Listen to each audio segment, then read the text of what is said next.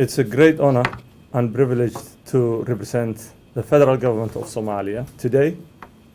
In particular, I'm pleased to represent the various ministers and government agencies that have worked so hard to make PSDP to occur as planned.